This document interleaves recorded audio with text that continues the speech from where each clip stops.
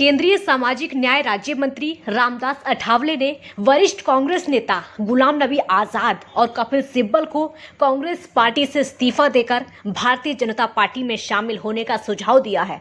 केंद्रीय मंत्री अठावले ने कहा है कि एनडीए सरकार सत्ता में वापसी करेगी, चूंकि कपिल सिब्बल, गुलाम नबी आजाद और अन्य दिग्गज कांग्रेसी नेताओं पर भारतीय जनता पार्टी के साथ मिलीभगत का आरोप लगा रहे हैं, इसलिए उन्हें ज्योतिरादित्य सिंधिया की तरह इस्तीफा देना चाहिए और बीजेपी में शामिल हो जाना चाहिए। रामदास अठावले ने कहा कि कांग्रेस प्रमुख के पद को लेकर विवाद है।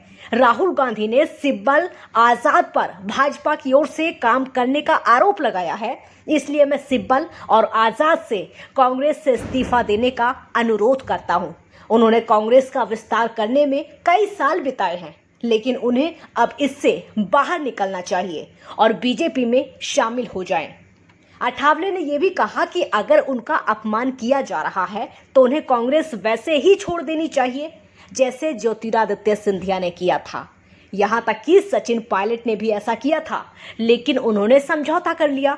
राहुल गांधी का कांग्रेस को स्थापित करने वाले लोगों को दोषी ठहराना गलत है। अठावले ने कहा कि भाजपा की अगुवाई में अभी कई सालों तक सत्ता में एनडीए की सरकार रहेगी। अठावले ने अगले लोकसभा चुनाव में 350 से ज्यादा सीटें जीतने की उम्मीद जताई। केंद्रीय मंत्री ने कहा कि भाजपा आज जनता की पार्टी है।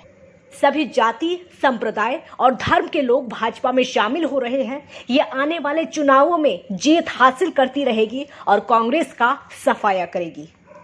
कपिल सिब्बल और गुलाम नबी आजाद कांग्रेस के उन 23 दिग्गज नेताओं में शामिल हैं जिन्होंने पार्टी में बदलाव के लिए अंतरिम अध्यक्ष सोनिया गांधी को पत्र लिखा था। बाद में पत्र का बचाव करते हुए आजाद ने कहा था कि यह कोई बड़ी बात नहीं थी कि अगर उनका पत्र लीक हो गया और पूछा गया कि क्या उन नेताओं के खिलाफ अनुशासनहीनता के लिए कार्रवाई नहीं की जानी चाहिए जिन्होंने निशाना बनाया।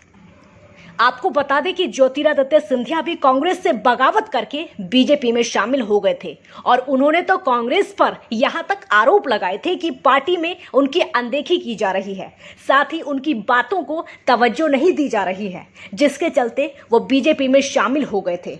हालांकि कुछ दिन पहले ही सचिन पायलट और राजस्थान के मुख्यमंत्री अशोक गहलोत में भी ठन गई थी, जिसके चलते सचिन पायलट ने अशोक गहलोत पर कई आरोप लगाए थे। हालांकि बाद में पार्टी के वरिष्ठ नेताओं की सुलह करने पर वो मान गए, लेकिन इतना तो तय है कि कांग्रेस में बगावत कोई नई बात नहीं है। ये बहुत पहले से होती आई है, जो रह रहकर कभी ना कभी बाहर निकल ही आती है, या तो पार्टी के नेताओं की वजह से या फिर दूसरे दलों की वजह से। न्यूज़ डेस्क, खबरनामा।